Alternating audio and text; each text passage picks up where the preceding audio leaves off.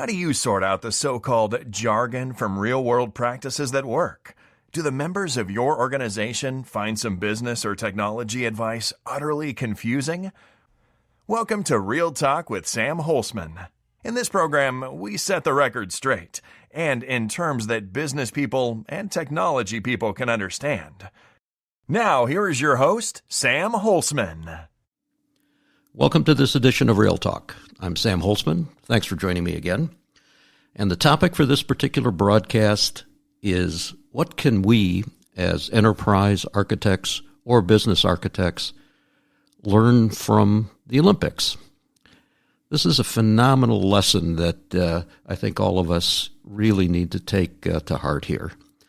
So a number of things I'm going to bring up for your thinking process, if I can use that phrase. Think about these things and how you as enterprise architects or business architects see your profession and how you can make yourself better and your organization better. And these observations are not in any order. I want to make that clear. But all these observations are unique. Let's start with the first observation when it comes to the Olympics. Every one of these successful Olympians have one thing in common. They have a coach. Yes, they have a coach. And that coach is relatively obscure in comparison to the Olympian themselves. And that coach may not actually have the skills of the Olympian that they're coaching, but they know how to coach. They don't get the recognition in most cases. They don't get the medal for sure. But what makes that Olympian the Olympian that they are is the continuing coaching that is involved in there. Of course, that means that you've got to have a really good coach to be able to move your skills to that next level. Parallel to that is something that may sound very subtle. The individual, the athlete or the enterprise architect or the business architect will accept coaching, wants to be coached.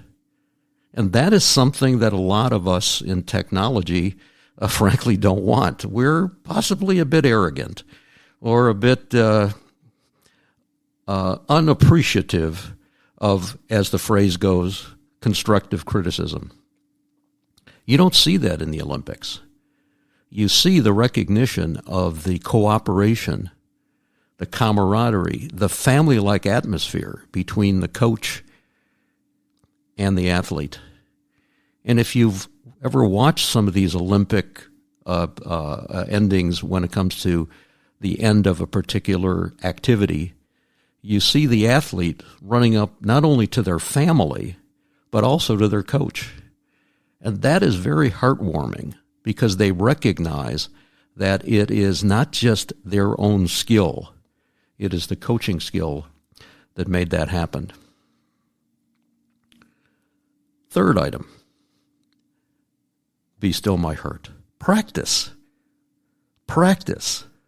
As I love to joke about when it comes to enterprise architecture and business architecture certification, it takes way more than passing a multiple guess exam to make you an elite enterprise architect or business architect. And the same thing is true for these incredible athletes. And one of the sports that I was fascinated in watching was sports climbing.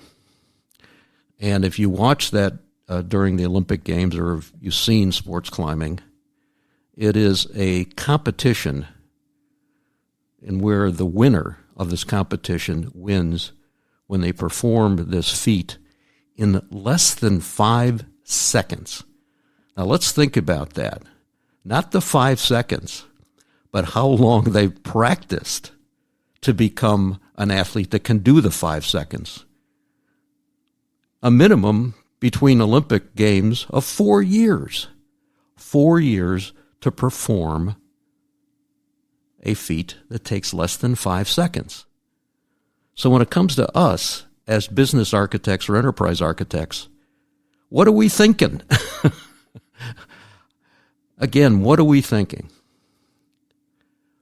Let's take some of these lessons and apply it in enterprise and business architecture and into your future.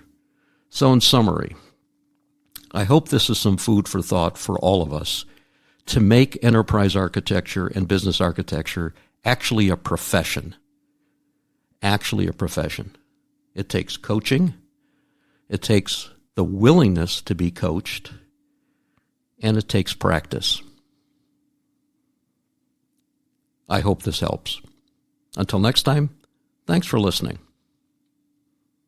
Thank you for tuning in to Real Talk. Be sure to join your host, Sam Holcman, again for another edition of our program. We'll have more real topics of discussion then.